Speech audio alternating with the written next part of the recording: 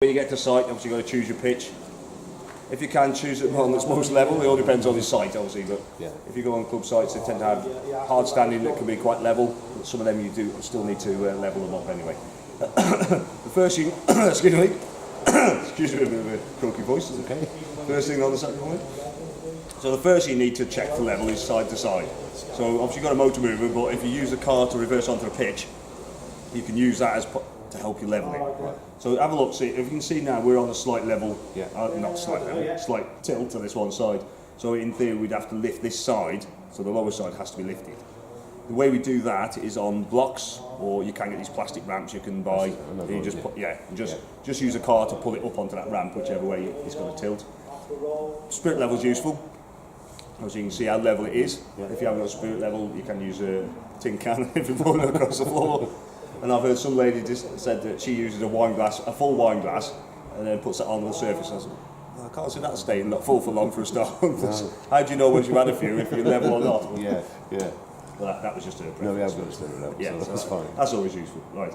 So once you've got it level side to side, if you need to level it, obviously you need to get the car out of the way. I'll go through all the process of winding it on and off the tow ball afterwards. I don't know if you've towed before. No. Well, you've had trailers. Trailer tennis. Oh, you've had trailer tennis, yeah. So similar process, but I'll run through that when we actually connect to the car. But obviously, to get the car out of the way, obviously unhook it, get it out of the way. Before you do that though, make sure you've got the handbrake on. Okay. If you're on a slopey pitch, you haven't got the handbrake on. It's going to roll anyway. Yeah, you're going to trying to grab that a ton of caravan is not much fun. Okay, so handbrake on, get the car out of the way. Then you need to level it front to back. Okay. Okay, right, to do that, all you do is use your jockey wheel and just wind it up or down. Okay? Okay, yeah. See if your nose down, nose up. Again, using your spirit level, check how level that is. Okay? Yep. Then, what you need to do is wind the legs down. So in your locking part of your kit, stop up. Right, you probably won't want to jump in. So you've got your winder handle, one in each corner. So you've got one on either side at the front. Okay, you've got two at the back. Okay, I'll do this side because the actual roll's in the way this side. Right. As you can see, I haven't actually wound the legs down on the front at the moment, but I've got the ones down at the back. So all you do is just wind it down. Okay, if you've got a cordless drill, so just go find mine. If you've got a cordless drill, these are very handy. Okay. Compared to that, if I was using that, or you were using that, I get all the other three down before you've even got that one down with this. Right, okay. It's that much difference. Does that come with a package then? This doesn't. No. No. This does, this doesn't. Okay. So you have to use a bit of muscle to do that. Obviously it's not too strenuous, but it does take a few winds to get it down. Okay. It's not there for lifting. So this is not there, it's not a jacking system. So it's not there, so if you think, oh, I can level the van by winding them up. No, doesn't work. No, because it's going to put a lot of strain on the chassis. Okay. Okay, so it's just there to steady it. That's what they call steadies. Once you've done all four, what I tend to do is just do that. If it's still got a bit of movement, obviously it just needs a little bit more between. Yeah. So you'll feel it when you get inside and it starts to do a bit of that, a bit of rocking. You know you haven't quite done it enough. Okay. Okay. Always get at least one leg down at the back before you jump in. Obviously, the reason for that. Obviously, is that you don't want to seesaw, you end up standing in the back and it's going like that. It's a bit embarrassing on site when you're standing in the back of the caravan and the nose is up. Okay, so once you've got all the legs down, then you can start connecting the services. Okay. You see we've got the gas connected. Yep. So you could turn the gas on at this point if you wanted to, then you start connecting things, the electrics, can that gas stop on all the time, can it? Or? It stop on when you're on site, yeah. But when you're travelling, turn it off. Okay. Okay, yeah. Once you're on site, you're fine to leave it on. Yeah. Also make sure you switch the appliances off when you're not using it. Okay, what you've also got in here, toilet cams, which I'll explain in a minute. Once you've got your mirrors, obviously you need to put mirrors on on your car when you're travelling. Yep. Got your cable in there, also got the wheel nut spanner, which also doubles up for your motor wheel. Okay. Okay, so normally you'll be probably taking stuff out of here to start connecting your services. So the first thing you come to is your water. Your Akerol is in a box brand new round there. Obviously I've got our Akerol here. Yeah. So obviously send someone off to go and fill that up. Might be a job for the kids, you never know. The wife. Or the wife, perhaps. You never know. But obviously go and fill that up. This is your pump. You can just see here, there's two little tabs on the side of the connection. Yep. You see that? They're a bit fiddly to straighten out. There we go. Okay, so there's your water coming in there. Obviously, make sure your Akrol's full. There's only one way it'll go in, Right. so there's no way of getting it wrong.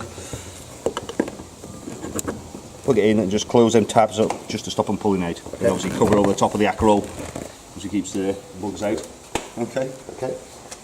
Water boiler, you can take the cover off. If you're going to be using it on gas, take the cover off. If you're using it on electric, you don't need to take the cover off. Okay. Don't worry if you forget to take it off and you're trying to operate on gas, it'll just fail. So it'll shut itself down.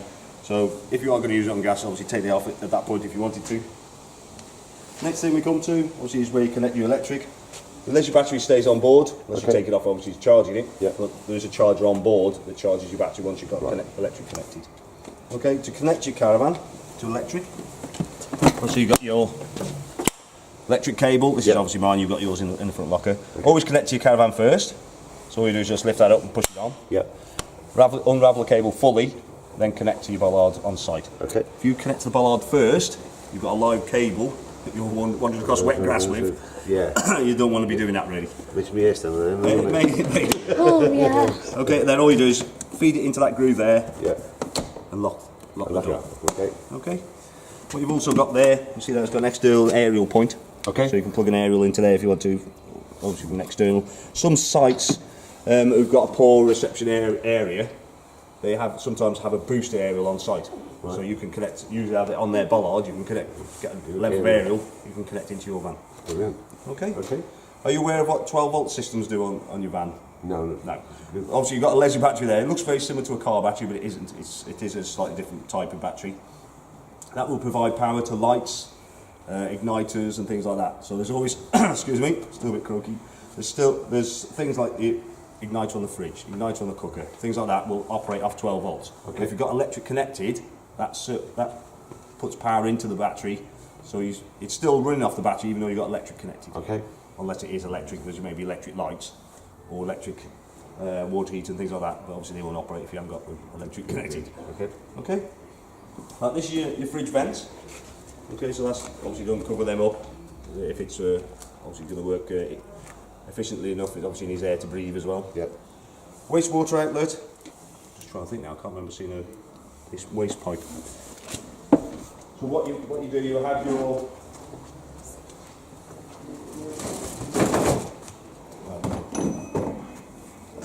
isn't a half-time bell.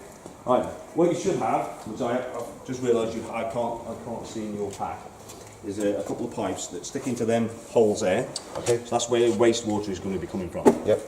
So your waste from your sink, your shower, in your bathroom and your bathroom sink come out for them two there. Okay. Okay. You have your waste master. Yep. I don't know if you've seen that. Yeah, I see it over the far side. Yeah. So the box, if you can see a picture of that. On the picture, you can see that. I don't know if you can tell, it's just like an L-shaped container which is designed to fit underneath the chassis. Okay. But the handle is on the thin end. So that's underneath the van. If you push it all underneath the van, it's going to be quite heavy to drag back out again. So it's probably best just to light alongside. Yeah, I see most people do that, but some people do tend to want to try and stick it underneath, and it's a bit difficult to get it back out again. I don't know if you can see that there. Obviously, if you want to, you can take your child with you and to empty it by holding hands. It's always fun. And they'll probably soon get fed up with that. Exactly, yeah. Okay. So you're happy with the wastewater? Yep. So just wind yourself on the battery behind you. Right, the next thing we come to is the front end of the van. So what we've got here is the waste tank for the toilet. Okay. Okay, and what we've got here is the reservoir for the flush tank. Right. So that's the flush tank. So with chemicals on that, if you remember I said about the toilet chemicals before, you've got a pink chemical and a blue chemical. Right. Pink chemical is for the flush, so that smells nice. It helps to clean the pan when you're flushing it. Blue chemical is in the waste tank. That is to start breaking down the nasty stuff. Right, okay, so you need to put the blue chemical in and a small amount of water, around about a pint of water. That's there before you use it. Then that will start breaking down the nasty stuff. Okay. And when you come to empty it, obviously you've got to get it out first anyway. So to release it, see this yellow lever here? Yep. Just lift that and it should slide down easy. Okay. If it's not, and it's feeling a bit stiff, push it back in again. Just go and check the wastegate. The wastegate on the toilet, if that's been left open or not fully closed, Get that out. yeah, you may damage something trying to drag it out. Okay, so it should just slide out, easy as that. So you've got, obviously a cup there. You see it's got measurements there, a bit faint now. You put your blue chemical in there, tip it in, top, and about a pint of water, as I said. then obviously that's ready for use. Slide it in. When you go to empty it, obviously take it, cart it off to the chemical emptying point. It's not to go down the drain. Obviously it's got chemical in it. Yeah. So you'll see on site, some are indoors, some are outdoors. Usually it's a big white funnel with a big hole in the middle. Yeah, I've seen that one. Yeah, and a big wall around it. Do not put that on the wall, this little cap, because if you go and knock that down the hole, you're not going to be putting your hand down there to fish that back out again. No. So it's not a good thing, no. You have to hold kids by the legs to dip them in. But Yeah. We can do that, can we? yeah. So make sure he puts it on the floor behind it, not on that wall. All right. Okay. So to empty it, obviously that off. You've got an air bleed button there. Okay, Right. that just allows it to flow. It's Okay. nothing's going to come. Then we put it back in. Yeah. blue So dye, yeah, pint of water, another bit of blue chemical and a pint of a water. pint of water, and then slide it back in again. Ready for Then use. locks. Okay. For winter, obviously this is not when you're setting up, but for winter, flush tank needs to be emptied. Okay. Any water being left in a van, obviously if it freezes, obviously pipes can start getting damaged. Yeah. There's a little tiny, you see that there, little drain plug. Right. There, okay, that's the drain. Probably there. the last little bit out. Don't try and drain everything from there because you'll be there for hours. Right. Alright, so what you can do is flush it into the tank, Yeah. and just drain the last little bit through there. Okay. Okay. The other obviously benefit of flushing it using the flush pump, is obviously cleaning the pump out as well. So it's getting the water out of the pump. So as you're pushing it, there's nothing coming out. Then you know that's empty as well. Okay. Okay. Right. As we come round, you can see the legs at the back. So the winding point is there at the back of the Okay, van. yep. Okay. Compared to the two that which are on the side of the front. Okay. Yep. Right, so that's your step, and your apple. Obviously, you can go and fetch water two together as well if you want holding hands. Oh, see, It's nice, isn't it? See, I'm going to carry him now, have you? No, but that's good, yeah. Well, if you had a trailer tent before, I had a trailer tent before. And they are fun, it takes a long time to get set up, plus with the cabin obviously it's warmer. Yeah, we're going to get on with it now, see, that's the Yeah. But yeah, it is. I did like trailer tents, but Yeah, it's they just, did brilliant. it used to take a couple of hours to set ours up. It was, Did it? yeah, it was quite a big one it was. And then plus the kids messing about. Yeah. Right, at the front here, before we jump in, you've got what's called a wet locker. Okay. And inside there you've got a 240 outlet. So if you want to, you can plug if you've got an awning, you can put some electric into your awning if you wanted to. Right, okay. Okay, it seems a bit strange. Why would you have an electric plug in what we call the wet hole within a wet locker? It's just for either putting shoes or some wet shoes in there if you wanted to, or I usually put toolkits or something like that. Right, yeah. Okay. Then what you've also got is this gas barbecue outlet, or a gas outlet which you may connect to a barbecue. Okay. So just as you can see there, it's got an arrow. So just slide it up. Slide that up. Don't try and Rip it hinge it up because it'll just snap off. All right. Okay. Okay, so what we'll do now, we'll jump inside. Oh, one thing I didn't mention. Wheel nuts. It is very important that you check wheel nuts each occasion when you're travelling. Yeah. Yep. So I'm trying to think now, I think it's 115 Newton meters, it should say in your book. 115 Newton meters if you've got a torque spanner. Obviously check it at least with a spanner, but torque is obviously a lot more accurate. Yeah. Okay, because sometimes over tightening an alloy can be just as bad as not tightening it properly. Yep, okay. Right, I will check that before you leave anyway. Brilliant. But that's why my spanner's there. Okay, right. Okay. If you want to jump on board, and we'll explain all the fun bits inside.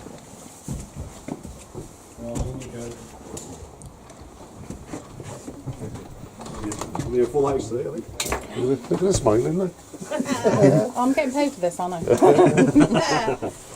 We might We might get a free glass of wine, perhaps. a cup of tea. Oh, well, yeah, fair enough then. Right, so obviously there's a bit cramped near the front by the door here, but...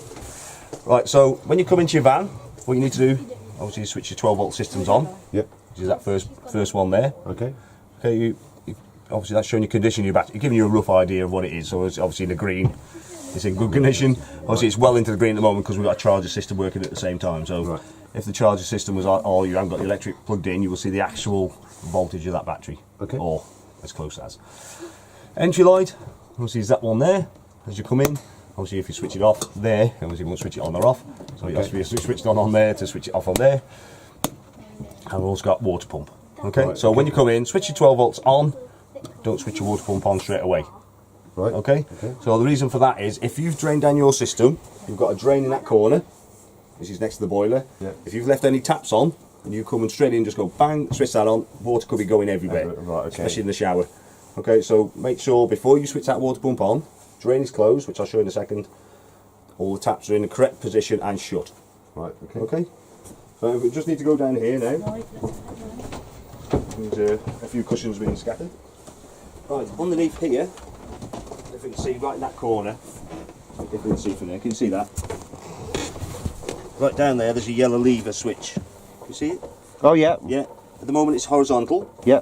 The reason for that is that's actually closed. Okay. Okay, so the water won't drain down. If that was pointing upwards, water will just drain down onto the ground underneath. Right. So if you drained your van previously, then you get to site and you forget to close that, all you do is empty your Akerol straight under the van onto the ground. Okay. So make sure you switch that off. Or switch it off, close it even, so it's in that position, Okay. and then you can get the water system up and running. Brilliant. Okay. Okay? Yep. So we've checked everything, we've checked all the taps are closed, we've checked the drains closed, then we can switch the water pump on. We can just switch that on for us. That's it, it's just a switch. Then what you need to do then is purge the air out of the system. If you drained it, there's going to be air in there, isn't there? So I always start on the cold side. It'll take a few seconds for it to obviously start coming through. Okay, and some people are amazed at water coming out of the taps, but so you'll get spurt of air. Obviously I've got some of So the it's gone, all the air's gone out the pipe and all yeah, that, that's it. So once you've got a solid stream like that, you know the air's out. Yep. What we do then, turn across to the hot side and do the same with the hot side. But what we also do with the hot side is fill in the hot water tank. Okay. Okay, so I have done this already because I have had the hot water up and running already. So it's probably just drawing a bit of, because I disconnected the pipe on the outside to let a bit of air in. Okay, so you just get all the air out of the system. You can see there's a bit of steam, probably steam coming off that now. Yeah. So always start the kitchen, then do the same with each other tap. Get the air out of the system, otherwise you just have splutter and not much air coming out. But with the hot tank, it is important that you make sure you've got water in there before you start putting the heating on it. If you don't put any water in and then switch it on, or left it switched on, it's like boiling a kettle with no water in it. It's going to damage the element. Yeah. Okay. So you know your hot water tank's full is when you get a solid stream there. There's just a little bit of air in there. Okay. Okay. Then we can switch the water heater on. If you can see, obviously you can see steam there. I've obviously had it up and running already. Yeah. So water heating, we've got two options. If you remember what I said about electric and gas outside. Yep. So the electric one is quite well hidden. Okay, inside the cupboard here. You see there's someone's left us a couple of labels. Look, water heater. Right, one's for water, one's for heater. I don't know if you can see right at the back of the locker, on the left hand side. If I can put it, you see that? There's two switches facing flat against that side there. Can you see them? Yep. I can see them glowing on the screen yeah. there. So, as it says, it's got water, which is the top one. Heater is the bottom one. Out of them two. Water, that is the one you need to switch off when you're going home, right? And you're draining that tank. Okay. So if you remember before you go home to switch it off, it's safer because if you've forgotten and then come back to your next site and plug electric in and that's already left on, it will start heating up. Okay. And you could be in trouble. Okay, so I know it's a really awkward place and hidden place, but try and remember. Probably best thing to do is have a list. Right, have we done that? Have we done that? Have we done that? Yeah. So water heating is obviously that is the most important one Okay. of all of everything here. That is the one you may damage. Okay. So what I'm going to do now, I'm going to switch it off now. Okay. So that is your water heater on electric. Okay. Okay. We'll come back to the consumer unit in a minute.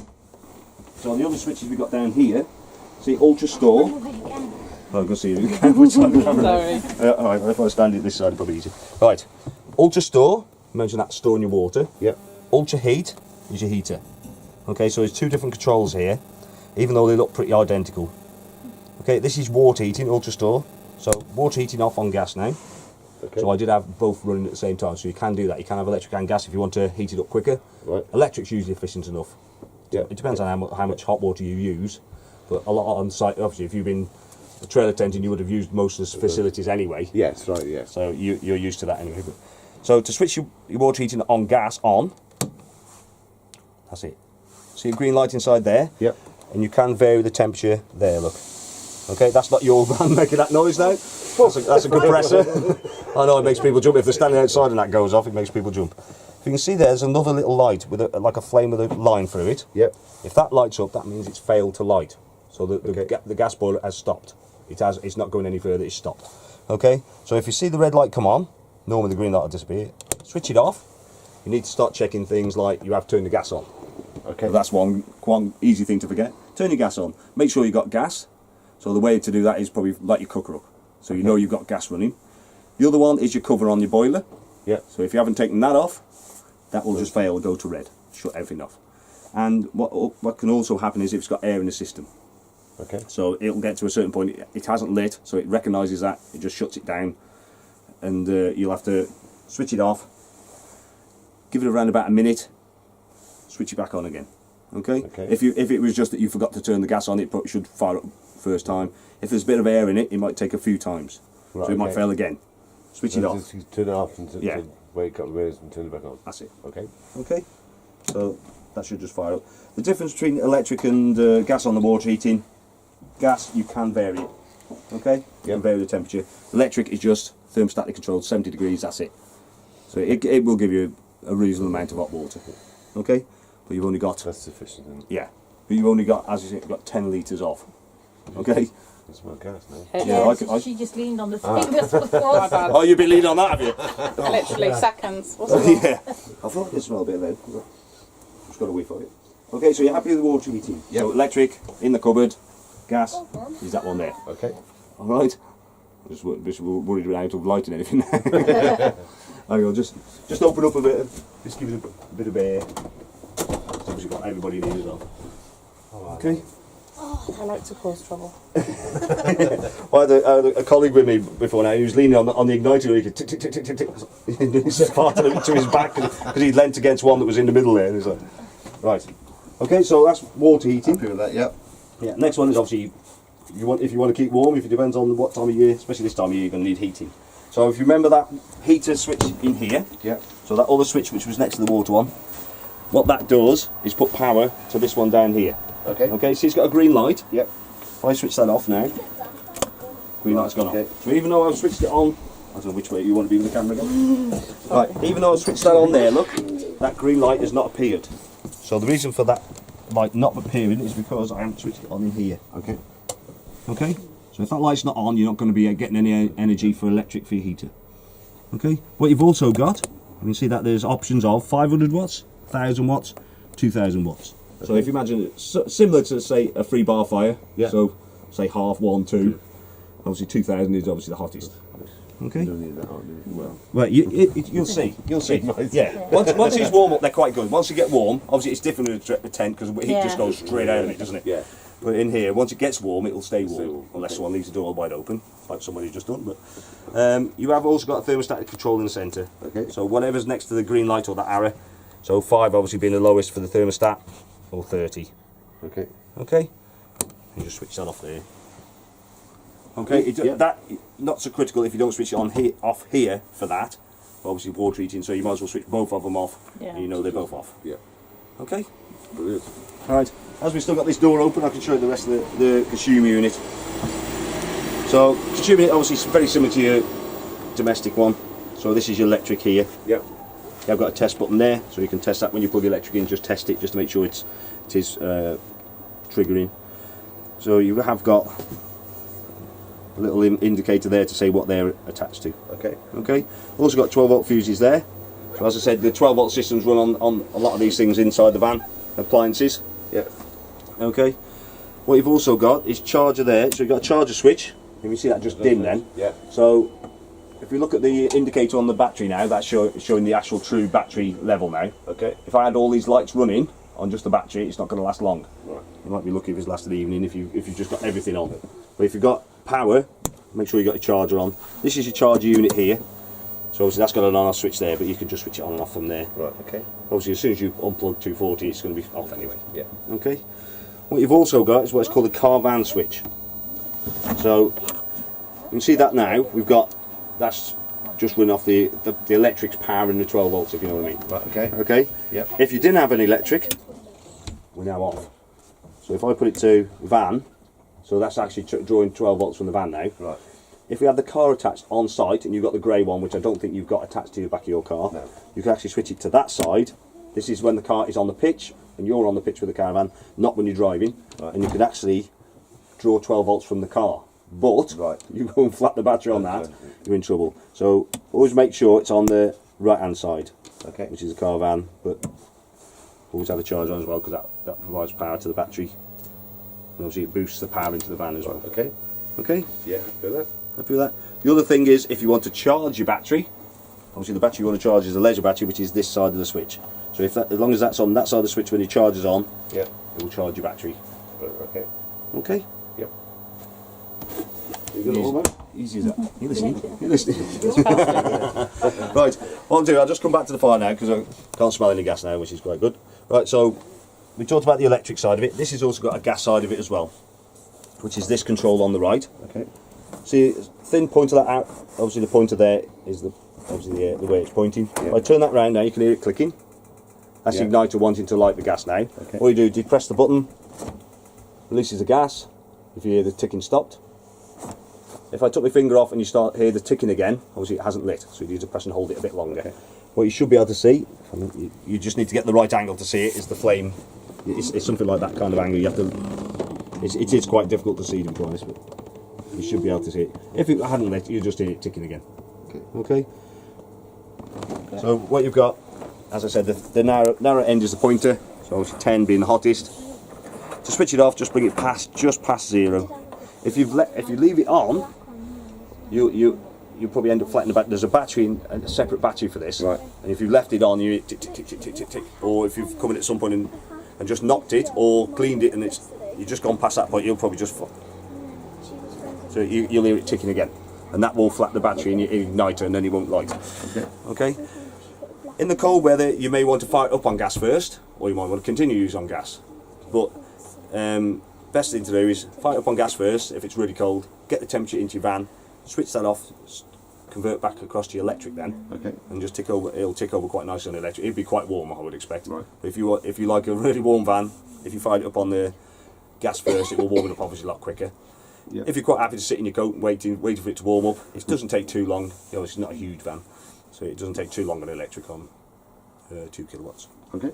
Okay, this side of it is your fan. Centre is off. To the right is auto, so that is thermostatically controlled. So it goes up and down with the heat when it needs it. So you just set where you want the fan to be, or manual. So you control where you want the speed. It's just on continuous. It will work on either side. So if it's working on, it can be working alongside the gas or alongside the electric heating. Also, it'll operate on its own as well. Okay. Because it's independent. So in the summer you can have it just running as a fan, circulating air. Yep. It won't obviously cool the air down, but it'll just circulate it around. Yeah. Okay. Happy?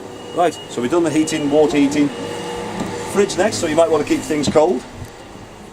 So on What's your nose? I wouldn't dare to say that, I'd get a slap if it was your, this is your area in the kitchen. Right, so if you see that control there, that's off at the moment. Most people tend to run it on electric. Okay. Okay, the other options are gas, battery. Battery is not the leisure battery, it's the vehicle. So that's coming 12 volts from that when you're travelling. Right, Okay, okay. you don't need to switch anything on here or up there. All you need to do is just put it to battery. Obviously you need that grey, again, you need that grey connection on your car. Yeah. And then as soon as you start the engine, it will automatically feed power to this. Okay. It will not cool the fridge down, it will just maintain the temperature the fridge is at. So Right. if you can cool the fridge down before you travel, say overnight on, Yeah. on 240 whatever, then just before you travel, obviously unplug electric cable, turn it to battery, and then as you're travelling, the car will actually, it's like acting like a cooler box then Right, to keep yeah. it cool. Okay? Okay. I do try and tell my wife that she doesn't need to put everything for the week in that fridge. So you can, there are Lidl and Aldi and Tesco and Yeah. everywhere you go, Wales especially, I have still got things like Tesco's, but she still seems to think that we'll have to fill the whole fridge for the whole week. Right. So just take enough you need to what you need for either that evening or next day or things like that. You don't need the whole week's worth. Yeah. Obviously, it's putting extra weight in the van as well. Right, coming across to here now. So this is gas now. Okay. Can you hear the ticking? Yeah. I can just about hear it. So normally you would see this light flashing. So obviously it's failed. This light's failed, and there's one on order. Okay. Right. So we've just found that that's just failed now, as anything does. But you can still hear it ticking, so you know if it's going to be lighting or not. So normally that will be flashing if it's not lit. Okay. So it should be flashing now. To light it, so this, which is your temperature range as well, is also the gas release button. Press and hold that in.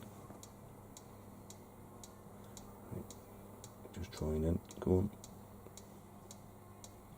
says. There we go. Yeah. Yeah, so it's purged all the air.